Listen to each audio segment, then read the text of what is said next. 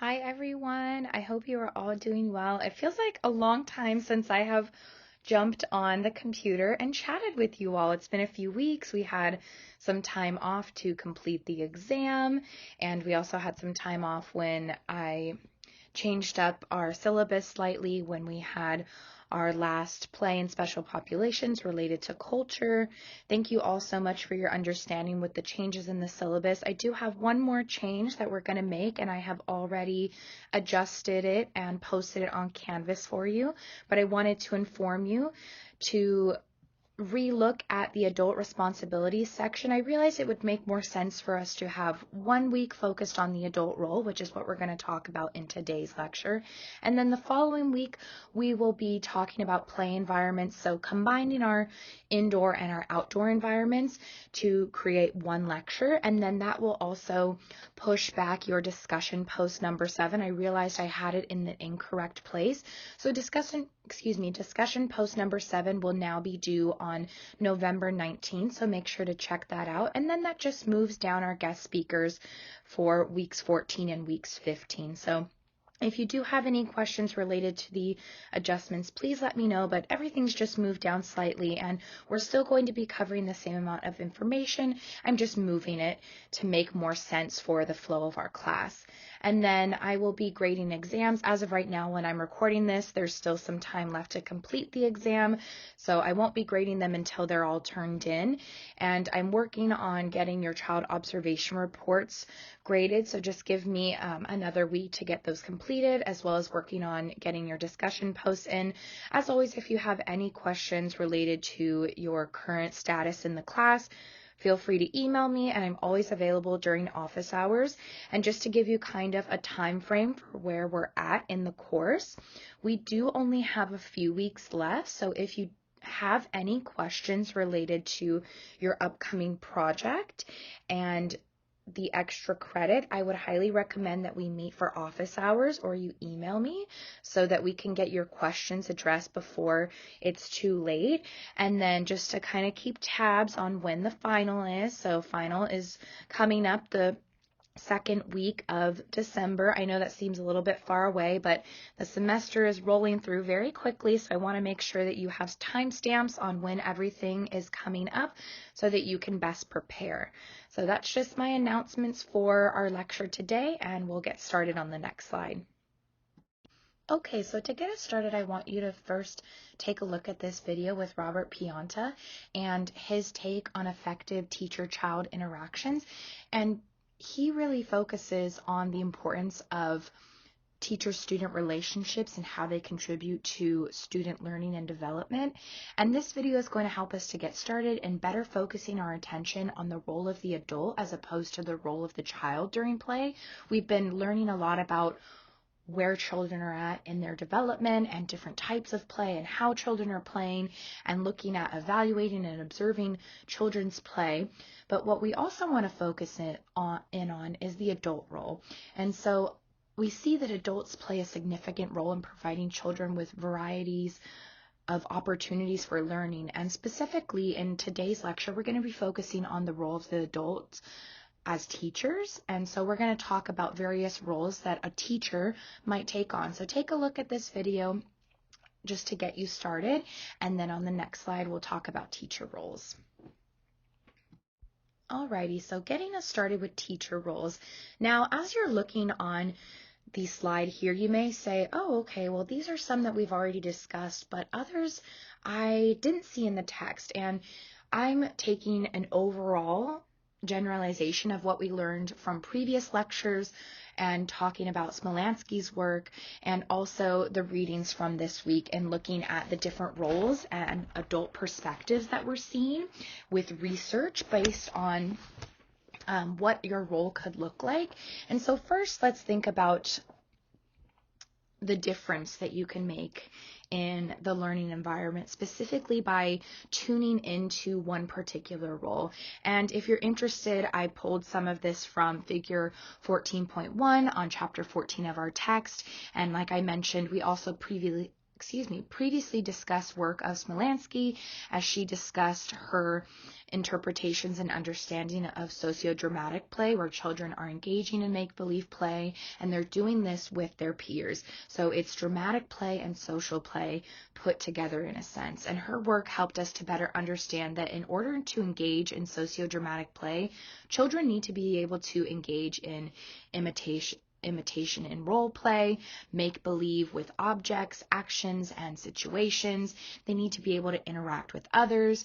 They need to be able to have verbal communication and persistence in their play. So we can also think back to the play checklist that you just used, and we're seeing that sociodramatic play and dramatic play are slightly different. And once we have an understanding of this, we can see, okay, what does my role need to be in providing children with opportunities for not only dramatic play, but sociodramatic play. And as children are developing language skills, as children are able to represent objects and engage in role playing and communication with others and have extended persistence while they're playing, what do I need to be doing? And so we think of adults as caretakers. That's a big one that we see. And we're really providing children with all of their needs being met. I'm caring for you. I'm understanding you. I'm respecting you. I'm making sure that you are safe and heard and valued, and your feelings are reflected in our conversations and in my interactions, and building a strong relationship with you. And so that's my role as a caretaker. And we want to be caretakers regardless of what our other roles are, because first and foremost, we are caring for the children in our space, no matter what the age is of the child. And so we are a caretaker regardless of what our other role is.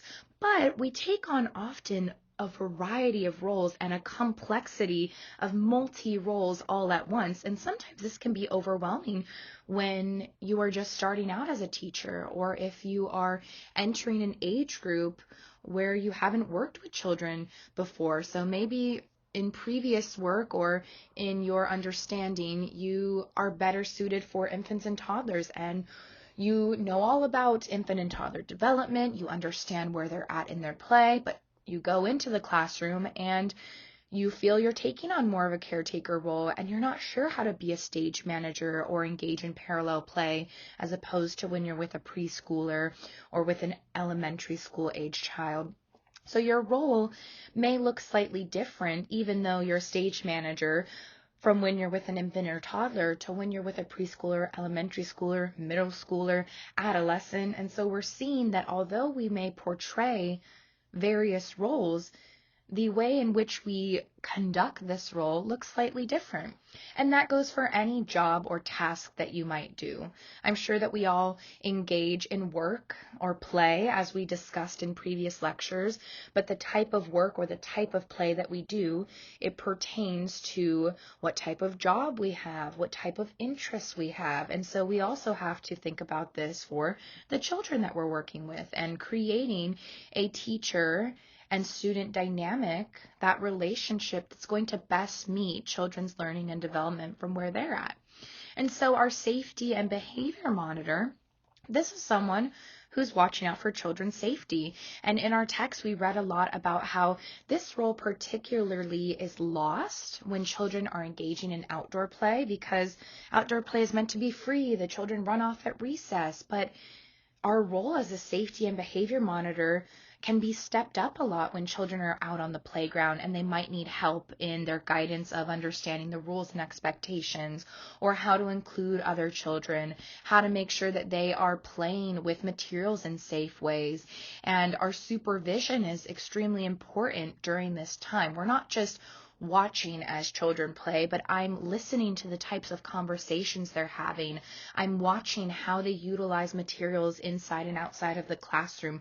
I'm paying attention to their body language and how they're feeling, and monitoring to make sure that they have a safe environment and their behaviors are reflective of the practices that we want them to be doing. So I'm correcting behaviors as I see fit in order to keep children safe. So maybe I'm noticing a lot of children are engaging in aggressive and rough and tumble play, and I want them to be able to do this, but they're showing me that they need a little bit of guidance in how to be safe during this type of play. They're pulling each other's hair. They're not asking for consent. They're fighting, quote unquote, in the cozy area when maybe this play needs to be redirected and better suited for outside.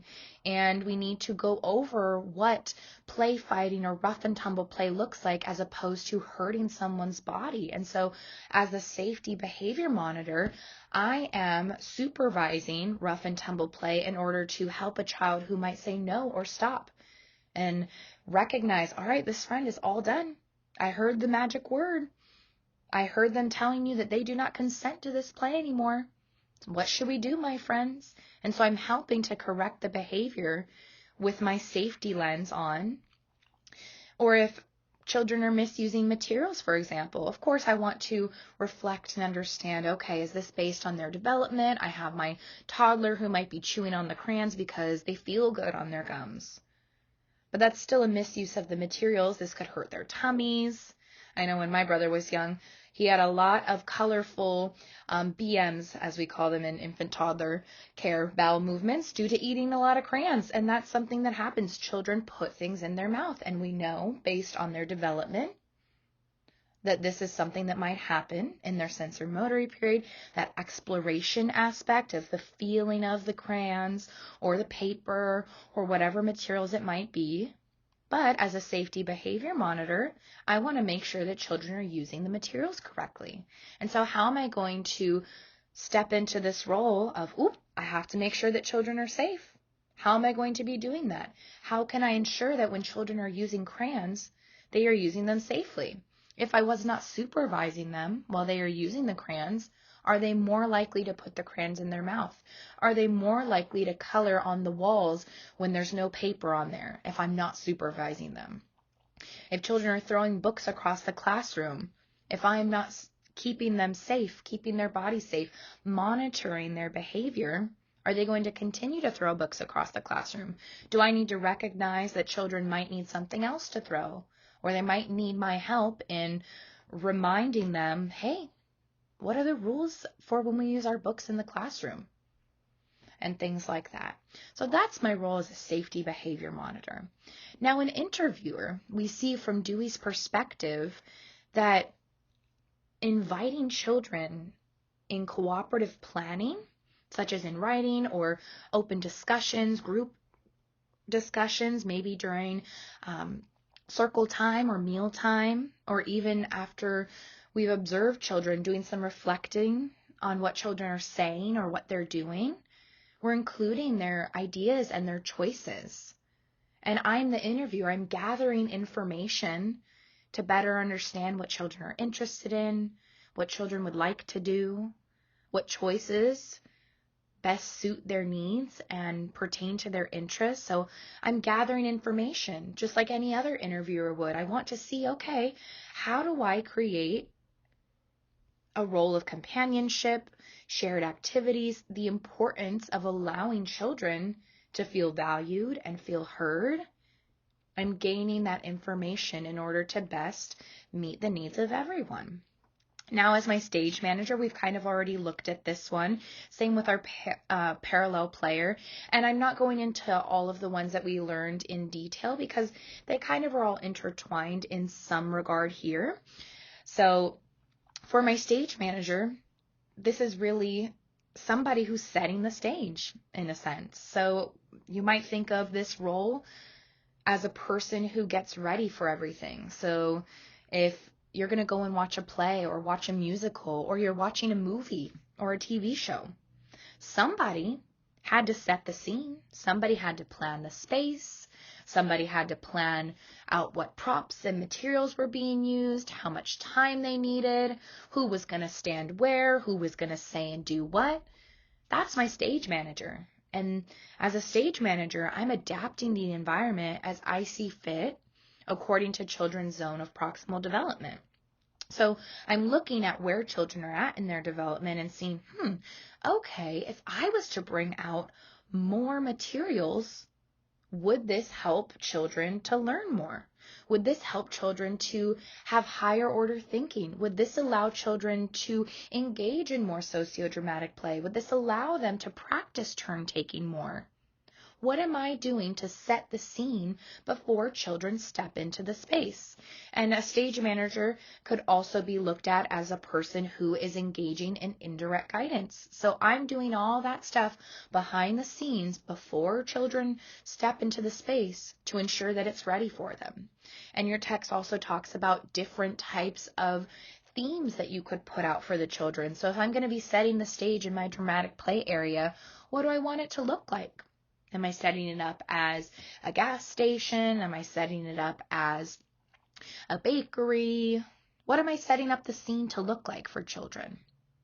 Now, as a play monitor, this is kind of similar to our safety and behavior monitor, but this is really my time to watch and see what children are doing, see how they interact, observe what and how children do things. This might be my time where I am looking at my checklists. I'm evaluating what play skills children might have. I'm not necessarily inserting myself and redirecting a behavior or reminding a child what the rules are, but I'm simply monitoring. I'm looking, okay, I see that I have 2 friends over in the cozy corner right now and they're reading a book together. I see I have 3 friends over at the water table. They're scooping and pouring. I'm monitoring. I'm evaluating my scene. I'm also evaluating what types of conversations children are having. So this is a little bit of a lower level to my safety behavior monitor where I'm on alert and I'm ready to go and I'm there when children might engage in mistaken behavior or need somebody to step in. And as a parallel player, I'm just like any other child playing alongside. I'm showing you how I might do something and modeling through my own behavior. So maybe we're sitting in the sandbox together and the child is scooping and pouring the sand into a bucket, and maybe I'm scooping and pouring sand out of a bucket and adding water and patting it onto the ground. And so the child is able to see what I might be doing and observe me, and we're playing next to each other. And so there could be conversation where I am talking about what I'm doing and then I'm watching what the child is doing. So I'm allowing us to build a relationship without pressuring the child to do what I'm doing. I'm not saying, hey, you should do this, this, and this, or what about this? I'm letting them do their thing. I'm doing my thing. But we're still in the same space. We're playing with the same materials. We are learning through one another. Now, as a play enhancer, I'm stepping up my game a little bit.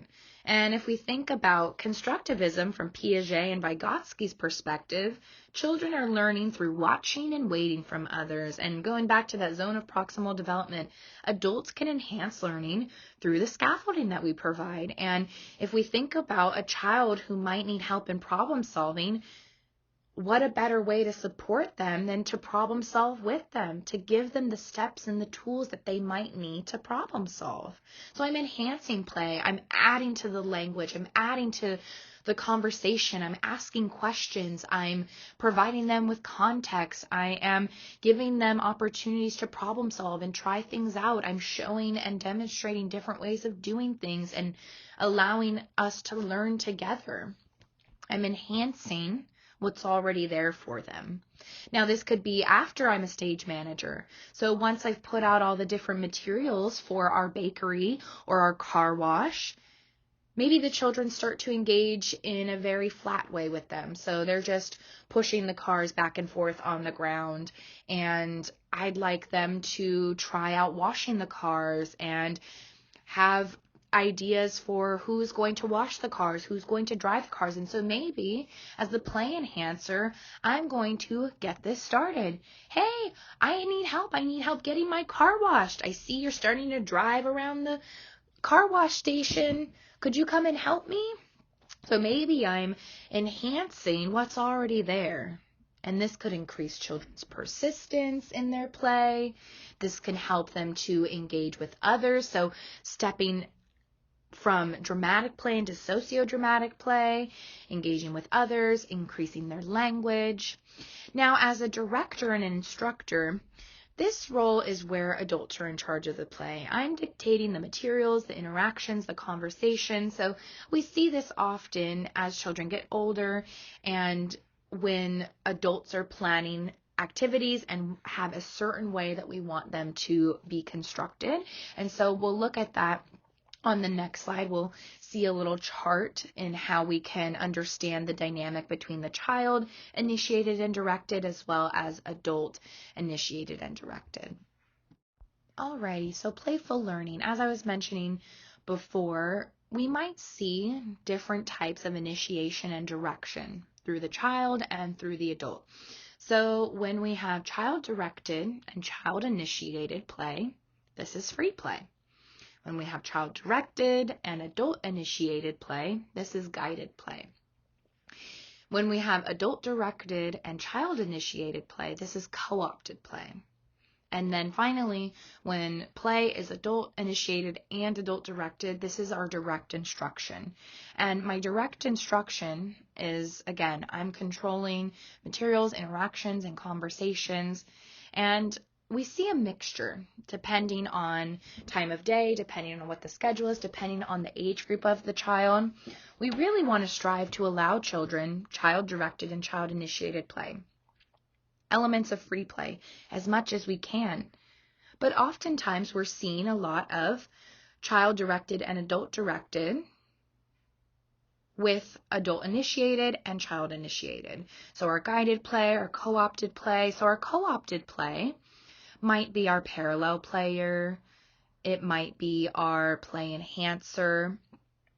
And so I'm enhancing children's play. They might start by scooping water and pouring it into the sandbox, and I may say, hey, what if we decide that we're going to build a sandcastle? So the child initiated that first step in scooping the water and pouring it in the sandbox, and then I, as the adult, initiated what we could do with the materials. And so I meant to say child-directed and adult-initiated. Oops, no, I'm mixing up child-initiated and adult-directed. Ignore my previous statement. So during child-initiated, the child initiated what they'd like to do with the materials, and then I started to play with them. I provided a suggestion, and maybe the child decides, no, I don't want to do that. I want to build a car wash, or, I want to dirty the cars with the sand and then wash them off in a bucket of water. I said, oh, okay, that sounds like a great idea. I'd love to play with you. How do we set this up? What do you suggest? And so I'm going to play along with them. And I may also just engage in parallel play next to the child. The child starts to do something and I mimic what they're doing. Now, with the guided play, as I was starting to say and then mixed up my own words, this would be adult initiated and child directed. And so I might start the play. So maybe I set out materials and I set out some plastic animals. I set out some different Play-Doh materials, and I decide that I am going to hide the plastic animals inside of the Play-Doh for the children, and then I allow them to do what they want with the materials. So I've set out the materials maybe as my stage manager, and then I play along with the child, and I might provide suggestions, and I might guide them. Hey, can you help me find the monkey underneath the Play-Doh? And they say, ooh, monkey. And we're looking for the monkeys. And I'm guiding them through this. I've initiated, but I'm allowing them to move the materials as they would like to. I'm allowing them, if they'd like to change, we can maybe search for the snake, or maybe we're going to search for the koala, whatever animals we might have. And so we see that oftentimes we're engaging in a lot of mixed play, free play, guided play, co-opted, direct instruction. But sometimes we see too much direct instruction, and this happens when adults are controlling everything. Adults are controlling what children are learning about. Adults are controlling how children are having conversations. And so maybe I decide that I'm going to do an activity all about undersea creatures. And I continue to bring out play materials with undersea creatures, and sure, for the first day or week, children are interested. And then I notice, they're not as interested anymore, but I continue to push the need for us to learn about undersea animals, and I want to get more in depth about it, but the children aren't interested. But I want them to learn about the different types of sea anemone and how to spell anemone and what it looks like when anemone are in the dark versus in the light. And so I'm creating lots of different instruction, but I'm controlling everything, and it might not be as interesting to the child. They might not be gaining or learning as much as opposed to if I was guiding or engaging in co-opted play with them. And so we want to have a balance. That's really what we want in playful learning, is creating a balance for children and for adults. We don't want to be doing too much, but we also don't want to be allowing children to just run around and do whatever, because they might be lacking depth in their play. And if I could create opportunities to provide questions and provide enhancements, why wouldn't I want to do that, right? So we see that there's different research on types of adult involvement, and we already looked at how direct instruction is solely about adult control, and we see that direct instruction, it does teach specific skills to children, but it often hinders their creativity and problem solving. So I'm dictating what children are talking about. I'm dictating what children are doing with materials, and I might be limiting a child's opportunity to play with materials in a way that makes sense for them or adds to their learning, and I might be cutting them off during a sentence or a flow of thought when I'm solely focused on what I think they should learn. And so I want you to just kind of think about how this may present problems if this type of instruction does not work for every child, and think about how you learn new material and what ways work best for you. And if you were always told for every single project or paper, you can only write on this topic, there are extreme guidelines and you can't research what you want, and it's only focused on one thing all the time, would you be able to enhance your learning? Would you be feeling stuck or in a rut? These are some feelings that children might have too. They might get bored, or they might feel that they don't have value or can share ideas. And so we might see lower levels of cooperation from children and inabilities for them to be able to test things out on their own. And we want children to be able to have problem solving skills and try things out. But if we're giving them a one-way ticket to learning through direct instruction, we're limiting their abilities to try out things on their own. And then with guided play, we see advances in cognitive skills like language and reading, social skills like emotional regulation, because adults are there to guide children. We're giving them opportunities to, yes, I feel you are so frustrated right now. I can see that. I can hear it in your voice. I can see it in your body language. I feel your frustration based on the situation that is here. Let me give you some tools so that you can regulate your emotions, so you can communicate your frustration with your peer. I saw you were trying to tell them that you were still using the cooking materials and you weren't all done yet. And they came over from the water table and they decided to pick up the materials and start to wash them. And they did not ask you if you were all done yet, and that made you frustrated. Now, if I wasn't there to guide a child through that interaction with that peer, what would be the result?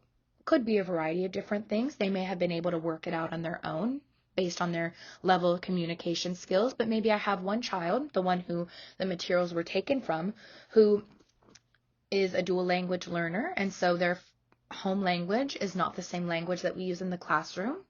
Or maybe I have a child who is behind in their language, and so their communication skills are not as prominent as their peers. And so they need an adult to help guide them through that interaction and guide them through the language tools that they need in order to engage in cooperative play with others. And so we're helping children. We're bouncing off their ideas. We're promoting their interests. We're leading them into higher thinking and learning. We're valuing their feelings, their thoughts. We're giving them the opportunity to test and try things out and supporting them along the way. And when we think about our involvement as adults. We want to have sensitive interactions.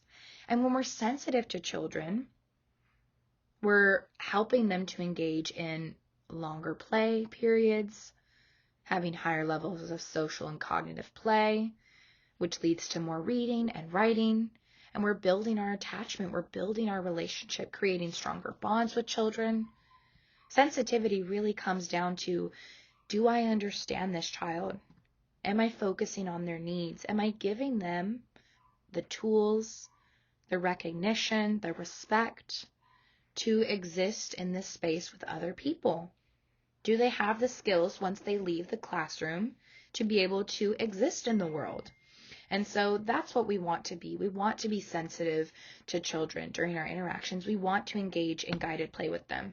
We really want to lead away from direct instruction as much as we can, because we see that through research, it does limit children in their creativity and their problem solving. Some direct instruction is okay. I'm not saying that we want to eliminate direct instruction.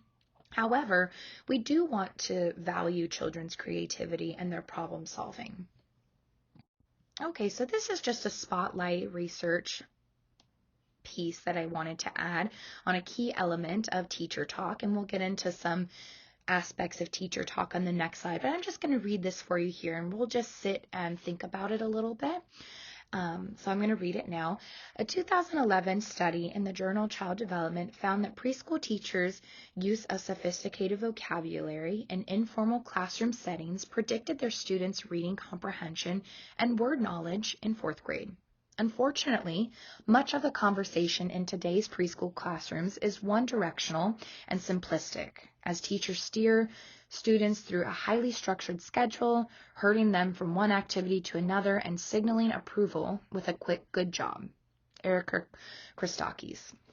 And so after we've kind of digested this information a little bit, I want you to just think about, why is this? Why do teachers steer students through a highly structured schedule, herding them from one activity to another, and signaling approval with a quick good job? Where's the rest of it? What would happen if teachers spent longer on activities, if we didn't just signal children with a quick good job, but we actually gave them digestible, deep, meaningful feedback and encouragement? I loved the way that you were helping your friend pick up all those toys. Thank you so much. You did a great job. Wow, I see that we are working together to put the bikes away after we're all done with our car wash. I love my helping friends. Now, again, those two examples were just a transitional period of cleaning up, but the sustenance that I provided beyond just a quick good job gave children understanding, complex language, a rounded experience on what the good job was actually intended for. I can throw out good job as much as I want, but it's lacking depth. It doesn't give you anything to work from or work on. If every time you did an assignment, a teacher just said good job, and maybe you got a 15 out of 20 and they said good job, or this was just okay, how would you feel about the quality of your work? You'd want more. You'd want questions as to, okay, why did I do this wrong? Could you give me a little bit more explanation on this? I see where you were going with this, but I'm not understanding this. You'd want somebody to ask questions, somebody to provide you with context, a more well-rounded, detailed conversation to happen in order for us to build a relationship, in order for us to learn and grow.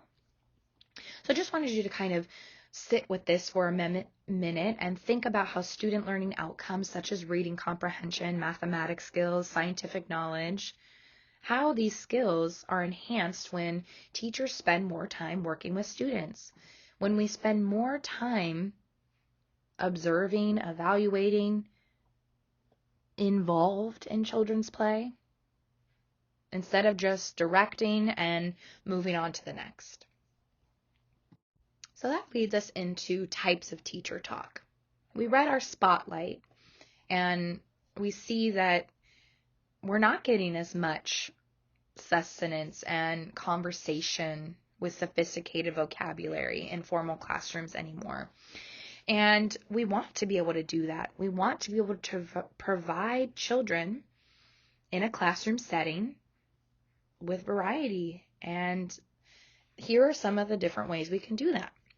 So the first one is serve and return. And I included here from Harvard quick article on how serve and return supports brain development and what that looks like. And they show a video and give you examples on how you can engage in serve and return. And really, it's a very simple concept. A child serves to you and you return that serve back. Like a game of chess, like a game of ping pong, or like a game of badminton, tennis, whatever you'd like to call it, with that serve and return aspect, that game-like quality. The child is providing you with that first hit. You are seeing it, absorbing it, and sending it back with intention by back and forth interactions, sharing the focus on something, supporting and encouraging the child, naming something. I see you have a ball there, my friend. What should we do with the ball? Taking turns back and forth. Maybe we're rolling the ball back and forth, kicking the ball back and forth, chasing after the ball. I go first and then the child, or vice versa. We're practicing taking turns. I think I just said that. And practicing endings and beginnings. So maybe we're playing a game where we're both chasing the ball back and forth, and then the child stumbles upon some slugs in the yard. And so we're all done chasing the ball back and forth, and now we're focused on finding slugs in the yard. So these are just some different tactics that you might use during a serve and return interaction. So go ahead and check that one out. We also can engage in parallel and self-talk. So our parallel talk, I'm narrating what the child is doing. I see that you're scooping up the water, up, up, up, and whoa, my friend, you are pouring the water down back into the bucket. Where did the water go? And then with my self-talk, I'm talking about what I'm doing. All right, my friends, right now I'm going to start pushing the bikes over to our bike garage. I'm going to push one bike. All right, and now I'm going to run and go find my second bike. And so I'm talking about what I'm doing. And then with my repetition, I have just an example here of a repetition that you might see a wabbit or a rabbit. So I'm giving children an understanding of words and phrases by repeating them. So a child might say wah-wah, and I say, yes, water. You have your your water. Your water, and I could do this with my verbal language of water, water, and I'm emphasizing the wah, wah, and the and so depending on the age of the child, we might just start with the wah, wah, wah, water, and we're just getting the word down, and then with an older child, we might be breaking up the word into wah, wah, and so we're diving even more into that. Or I might be incorporating my sign language, which is putting my first 3 fingers up and putting them against my chin while I'm saying water, water. I might also have language expansion and language extension. So I'm repeating and expanding child's utterances. So the child says car go, and I say, yes, your car is going. Or the child says Papa bye, and I say, yes, Papa walked out of the door, going bye-bye now. He's going bye-bye. So I'm making phrases more complex in their language and creating and adding more to what the child has already done. The child started the conversation for us. I'm expanding it. And then with my extension of the language, I'm doing this, but a little bit more. I'm giving them stuff they may or may not know. I'm providing context. I'm making connections. So with our friend who said car go, I might say, yes, your car is going. It is going very fast. I could also say, you are working hard to push your car across the red carpet. So I'm also then including my parallel talk with that, or with the Papa bye, I might say, yes, Papa walked out the door. He's going bye-bye right now. He's going to go to work, and then after work, he's going to come back later. So I'm adding more. I'm providing context. I'm connecting the child to the language that they're speaking and their understanding of the world. And I can do this through open-ended questions and closed-ended questions. Now, I think that sometimes we hear, oh, we need to avoid closed-ended questions and only focus on open-ended questions. But I, from my personal experience, would say that you need both. To get you started, you might use more closed-ended questions with a younger child to get their conversation going, or sometimes you only need a closed-end question, but we really want to strive for open-ended questions in order to create thick versus thin conversations. And now go ahead and take a look at the article that I've provided here so you can have a better understanding of what thick versus thin conversations look like. And really what this means is that we are adding more. We're giving sustenance to the conversation. I'm creating excitement and depth. So if we're looking at a closed versus open-ended question, I could ask a child, do you like fruit? Okay, that's a good start. I'm asking a child a question. I'm pertaining to their interests. Maybe we're having snack and we're eating oatmeal and we have lots of different options on the table. So we have some almonds, we have some berries, we have some granola, we have some, I don't know, raisins, different things that we might have on the table for the child to add in. I said, oh, do you like fruit? And they say, yeah. Okay, well, I got an answer, right?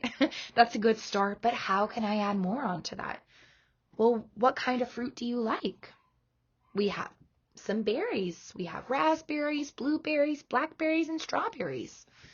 And the child might say, well, I like blueberries. Oh, okay. Why do you like the blueberries, my friend? And the child might say, I like them because they're blue. And I say, because they're blue? Well, why is that? And they say, well, blue is my favorite color. And I say, I see. I like the color blue too. And maybe I can then start with a closed-ended question again. Have you ever tried a strawberry? And they might say, no. And I say, okay, well, did you know that strawberries taste very sweet? And that's another closed-ended question, but I'm giving them context. And they say, no, I've never tried a strawberry before. And I say, okay, well, would you like to try some? And maybe they say no. And then I can think, okay, well, how can I add to this conversation? I can say, all right, I'm going to put a strawberry and a blueberry on your plate. What if you close your eyes? Do you think that you would be able to smell the strawberry, blueberry? Which one do you think is the strawberry? And maybe I hold up one hand with the blueberry and one hand with the strawberry. And I say, okay, can you guess which one is the strawberry? And I say, do a smell. So I'm mixing closed and open-ended questions in order to create a thick conversation with the child. Because sometimes we need closed-ended questions, and that's okay too. We might start out with one, or intertwined with our open-ended questions, we need a few closed-ended questions to get more information. Other ones could be, I might say, are you playing with rocks? And the child says, yeah, you can see me doing that. But I might say, hey, what kind of rocks are you playing with here? And then that opens up the conversation to talk about smooth rocks and bumpy rocks and sparkly rocks and heavy and light rocks. And so now I'm adding depth to my conversation, and we're not just talking about, yeah, I'm playing with rocks. And I say, oh, okay, that's cool. I'm saying, well, what kind of rocks do you have? What do they look like? What do they feel like? How heavy are they? So I'm adding more to the conversation. And this is where thin conversations become thick conversations, is when we move away from just closed-ended questions and we add in those open-ended questions. And so it's giving the child a challenge, and really we're giving ourselves a challenge too. We're inviting for more. We're saying, hey, I want to learn more about you. I want to teach you more. I want to talk to you more. I want to play with you more. What descriptive language can I provide for you? What inspiring questions can I ask you to show that I'm interested in what you're doing? Beyond just a plain yes or no. how can I get more out of this conversation? That's really what our open versus closed-ended questions provide. Okay, and last but not least, these are some additional ways to enhance play. So before I get started, I just wanted to make note that I'd love for you to watch the video before you listen to the rest of the lecture. So pause, watch the video on the bakery, and think about what roles teachers are taking on and why. And then this can help you to better understand the enhancements that we can create for children. So we're thinking about helping children to use and get materials. And in the video, we see the teacher helps a child who wants to use measuring spoons and is asking them, hey, did you ask your friend if you can take a turn? And then we see the friend say, I wasn't done playing with it. And the teacher prompts, why don't you ask them if you can play with it when you're all done? Or, the child was also in the video saying, I'm trying to put my stuff in the oven. And the teacher says, well, let your friend know that you need them to move their body. So how are we helping children to get and use materials? Through our conversations, through our questioning, through enhancing children's problem-solving skills. So this also can go back to the themes that we discussed and your role as a stage manager, as well as the player with children and enhancer of play. So if I'm creating a bakery or a grocery store or a gas station or a camping scene, what materials are children going to need and how are they going to get them? How are they going to use them? What is the intention behind my theme? What are the children's roles when they're using the materials? What are they learning about sharing and taking turns with the materials that they're using? If I only have 4 binoculars in my camping scene, how do I ensure that children are going to learn to take turns and share the materials? And are there enough other materials that children can use?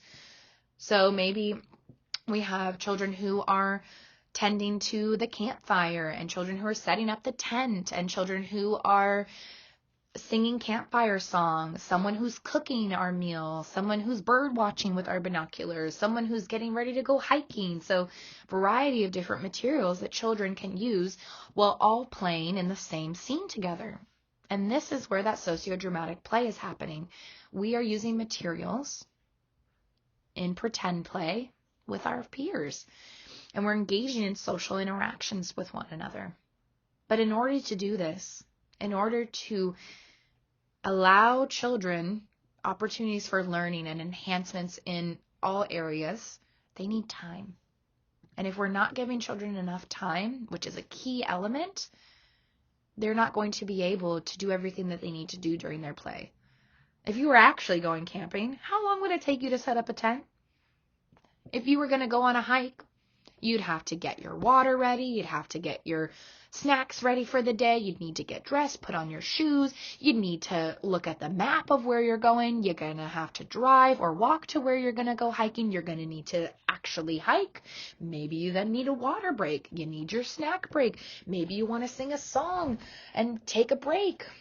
Maybe then you're going to pause and go swimming at the lake. So all that takes time. It takes time for children to get into the play. They first got to set it up. Then they got to play. And that's the same for adults too. I mean, think about how much time you need for assignments. You got to read the material and you actually have to understand it. And then you have to read the assignment guidelines and understand it. And then revisit the material and the readings. And then think and be creative and research. And then after all that, okay, I can maybe start sitting down to work. But it takes time. We, of course, want to use appropriate teacher talk strategies, which we already discussed, just like the ones on the previous slide, and knowing your role. And remember, the children are learning through you, from your interactions with them. And we want children to enjoy playing. And that also comes from enjoying playing with children. Let yourself play. You don't have to just sit and watch. You should be playing with them. You should be figuring out, okay, how can I make learning fun? How can I pretend to cook or bake with them? All right, I'm going to pretend to chase a unicorn or jump over the rainbow with them as we're running through the flower fields. How do I be actively involved in the learning? Once the space is set up, How do I play with them? And of course, including children in the planning process is key. We want children to feel included. We want children to feel that their needs and their interests are respected and valued.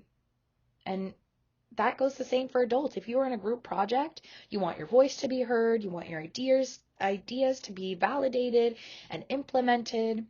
Same with children. They should be part of the planning process. If we are setting up to go on a hike, let them figure out what they want to put in their backpack. Let them be part of the planning process. And assist, don't direct. Again, remember, we're trying to move away from adult directed, allow children to lead. We want to guide them, of course, but we don't want to direct them. You have to put only 2 items in your backpack. Well, why? Why can't they have 5, 6, 7 items? If they can fit, if they want to carry it, let them play. Let them try it out. Let them problem solve and see, ooh, my backpack was heavy. I'm only going to keep 3 items in there now. Observe children carefully. Remember, we've talked about in previous lectures, observation, evaluation, thinking back to our play checklist. Are children able to be persistent in their play? Do they play well with others? Are they using imaginary objects during their play? And if I'm observing carefully, I'm able to see this happening real time. I might be able to see, oh, okay, they're not as talkative as I thought they would be during playtime as when we are one-on-one. Maybe I need to give them a little bit more guidance or work with them on speaking up when need be. Also, we want to help children navigate challenges. Sometimes they might need our help.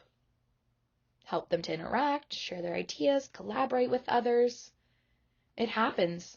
Challenges are natural, but we can be proactive.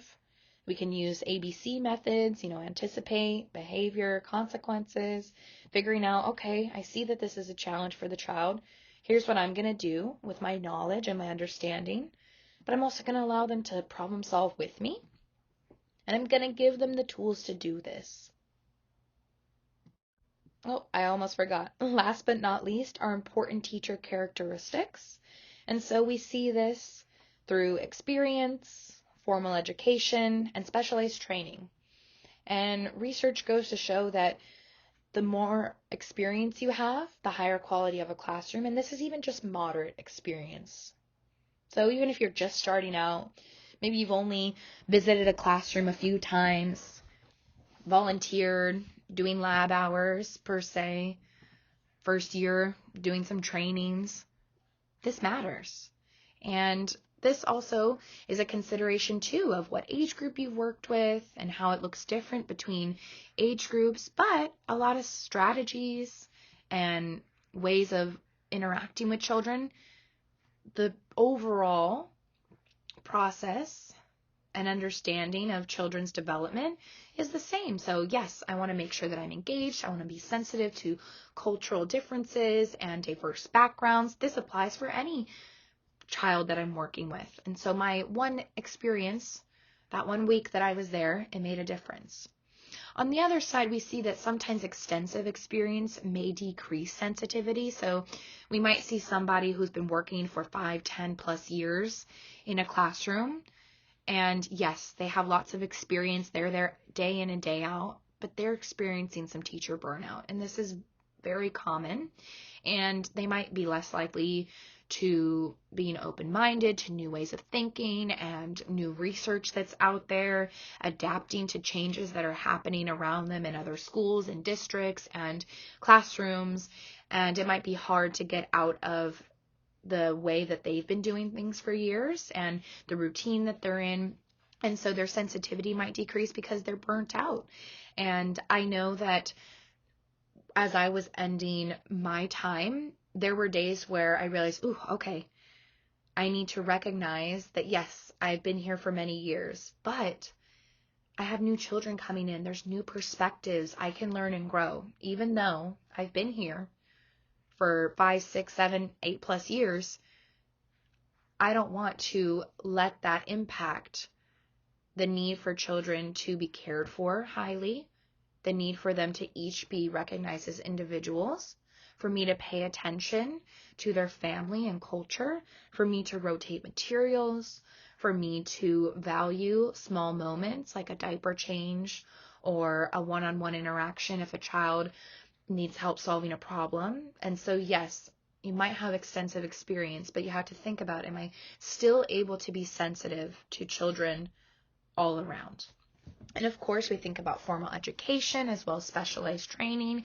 And we see that folks who have BA or higher, this increases their classroom quality. And you can see that you're learning so much already while you're going to school, earning your BA, and you're getting up-to-date research, hands-on experiences, application of knowledge that somebody who doesn't have a bachelor's or an early child education or child development degree, they may not have that information. They might not know that Piaget understood children's cognitive development through a variety of different stages. And then we can differentiate behaviors based on children's understanding of the world through these developmental stages.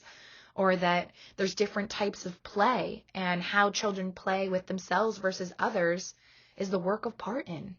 Or that when we use the Bronfenbrenner model, the ecological systems model, we have a better understanding that children are influenced by their families, their schools, their society, or even just the Rubens play scale that we looked at. And understanding that I can evaluate a child's play by using this scale and seeing where their social play is at.